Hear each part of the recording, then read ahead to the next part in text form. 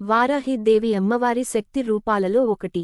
ఈమెను సప్తమాతృకలలో ఒకామెగా, దశమహావిద్యలలో ఒకామెగా కొలుస్తారు. ఈమె వరాహ ముఖం కలిగి ఉంటుంది. ఈమెను లక్ష్మీదేవి స్వరూపంగా కూడా కొందరు కొలుస్తారు. లక్ష్మీదేవి రూపంగా కొలిచేప్పుడు ఈమెను మనిషి రూపంలో పూజిస్తారు. ఈమె వరాహ స్వామి అర్ధాంగి. వారాహి దేవిని శైవులు, వైష్ణవులు, శాక్తేయులు పూజిస్తారు. దేవీ మాహాత్మ్యంలో శుంభ, నిశుంభ వధ కథ ప్రకారం దేవుళ్ల శరీరాల నుండి వారి స్త్రీ రూపశక్తులు ఉద్భవిస్తాయి.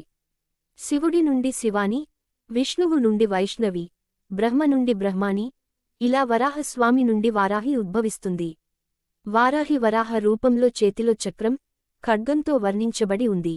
దేవీ మాహాత్మ్యంలోని తరువాత జరిగిన కథ ప్రకారం రక్తబీజుడనే రాక్షసుడి సంహారం కోసం దుర్గాదేవి తన దేహం నుండి మాతృకలను సృష్టిస్తుంది. అలా పుట్టుకొచ్చిన మాతృకలతో రాక్షసుడిని, అతని సేనను సంహరిస్తుంది. శుంభుడు దుర్గాదేవిని ద్వంద్వ యుద్ధం కోసం రమ్మని సవాలు చేస్తే ఆమె తిరిగి మాతృకలను తనలో ఇముడ్చుకుని రాక్షసుడిని సంహరిస్తుంది. వామన పురాణం ప్రకారం మాతృకలు అమ్మవారి రూపమైన చండిక నుండి ఉద్భవిస్తారు. వీపు భాగం నుండి వారాహి పుడుతుంది. ఈమె గేదెను వాహనంగా చేసుకుందని తెలుపబడింది. రక్తబీజుడి కథలో ఈమె వరాహ రూపంలో శవంపై కూర్చొని ఉండి తన దంతాలతో రాక్షస సంహారం కావిస్తుంది. ఈ అమ్మవారు శాక్తేయంలో కనిపిస్తారు. శక్తిని ఉపాసించే ప్రక్రియే శాక్తేయము. వారాహి అమ్మవారు శ్రీ లలితా త్రిపుర సుందరీదేవి సైన్యాధిపతి, దండనాథ పేరుతో పిలువబడే వారాహి మాత శంఖం, చక్రం, నాగలి, గుణపం, అభయ వరదాలతో దర్శనమిస్తుంది. బ్రాహ్మి, మాహేశ్వరి, కౌమారి, వైష్ణవి, వారాహి, ఇంద్రాణి, చాముండి వంటి సప్త మాతృకలలో వారాహి ఒకరు. వారాహి దేవి వరాహ ముఖం అనగా పంది ముఖం కలిగి, చక్రం, కత్తి ధరించి భక్తులకు దర్శనమిస్తోంది. లలితా సహస్రనామాలలో ఈ వారాహిదేవి నామం ఉండటం కనిపిస్తుంది.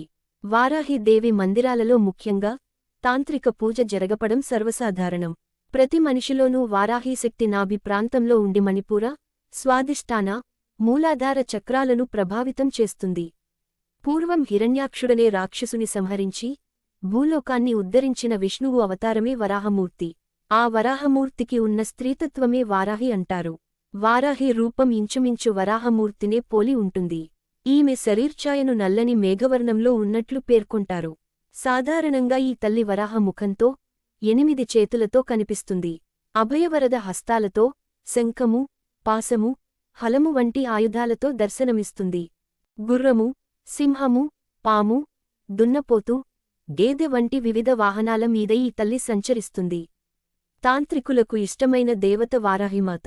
ఈమెను వామాచారం పాటించే భక్తులు రాత్రిపూటల తాంత్రిక పద్ధతులలో పూజిస్తారు. వారాహిమాత ముఖ్య దేవతగా ప్రతిష్ఠించిన కొన్ని ఆలయాలలో దర్శనం సైతం రాత్రివేళల్లోనో, తెల్లవారుజామునో మాత్రమే ఉంటుంది.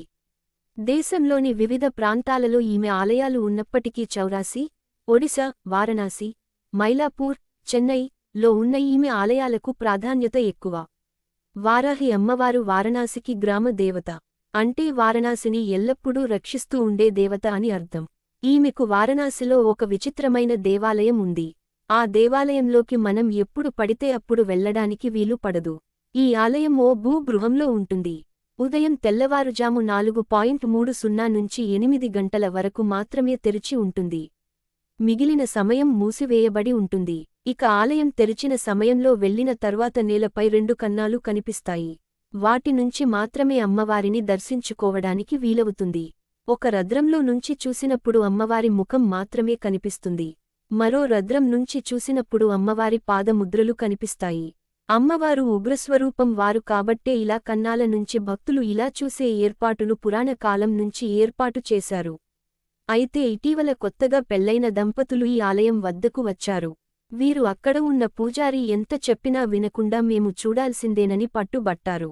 లేదంటే సుప్రీంకోర్టుకు వెళుతామని హెచ్చరించారు. దీంతో పూజారి వారిని విగ్రహం చూడటానికి అనుమతించాడు.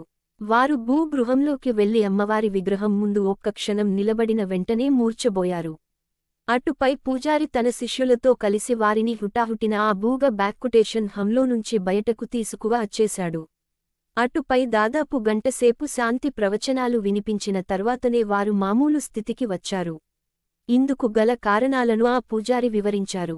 ఆగమ శాస్త్రం ప్రకారం ప్రతి శిల్పాన్ని ఉగ్రకళ, లేదా శాంతి కళతో మలచబడి ఉంటుంది. ఉగ్రకళతో ఉన్న విగ్రహాల్లో సాధారణంగా శక్తి ఉంటుంది. ఈ శక్తి దుష్ట శక్తులను అణచడానికి వీలుగా రూపొందించబడింది.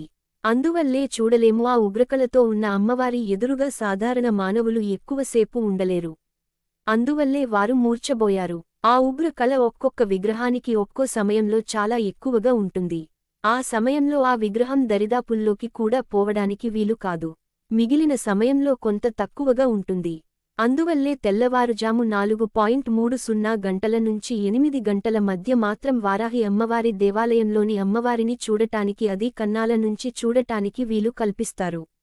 ఆ సమయంలో అంటే తెల్లవారుజాము 4:30 నుంచి 8 గంటల మధ్య గ్రామ దేవత అయిన అమ్మవారు గ్రామ చూడటానికి, అంటే వారణాసిని చూసి రావడానికి వెళుతుందంట. అందువల్లే ఆ సమయంలో చూడటానికి అనుమతిస్తారు. మిగిలిన సమయం మొత్తం ఈ దేవాలయాన్ని మూసివేసి ఉంటారు. సాధారణంగా ఉగ్రరూపం అనగానే భయంకర రూపం అని భావిస్తాము. అయితే అది తప్పు. ఒక దివ్యమైన శక్తి, తేజస్సు అని అర్థం. అది కంటికి కనిపించదు. ఉదాహరణకు సూర్యుడిని ఉదయం, సాయంత్రం పూట మనం కొంతవరకు చూడగలం. అదే మధ్యాహ్న సమయంలో మనం చూడలేము కదా అన్నది ఇక్కడి పండితుల వాదన. కేవలం ఉపాసన బలం ఉన్నవారు మాత్రమే అమ్మవారి విగ్రహం ఎదురుగా నిలబడి చూడటానికి వీలవుతుందని, అది కూడా అమ్మవారు గ్రామ సంచారం బయలుదేరి వెళ్ళినప్పుడు మాత్రమే కుదురుతుందని చెబుతారు. అందువల్లే పూజారి కూడా తెల్లవారుజాము 4:30 గంటలకు భూగృహంలోకి వెళ్లి 10 నిమిషాల్లో హారతి ఇచ్చి వెనక్కి వచ్చేస్తారు. వారణాసిలోని దశాశ్వమేధ ఘాట్కు వెళ్లడానికి ముందు ఎడమ వైపున ఈ వారాహి అమ్మవారి దేవాలయం ఉంది. అక్కడ ఎవరిని అడిగినా ఈ దేవాలయం గురించి చెబుతారు. పడవలో వెళ్లేవారు మన్ మందిర్ ఘాట్ వద్ద దిగిపోయి మెట్ల మార్గం ద్వారి పైకి వెళ్లితే కుడి వైపునకు అమ్మవారి దేవాలయం ఉంటుంది. ఈమెను ఆరాధిస్తే జ్ఞానం సిద్ధిస్తుందని, కుండలిని శక్తి జాగృతమవుతుందని భక్తుల నమ్మకం.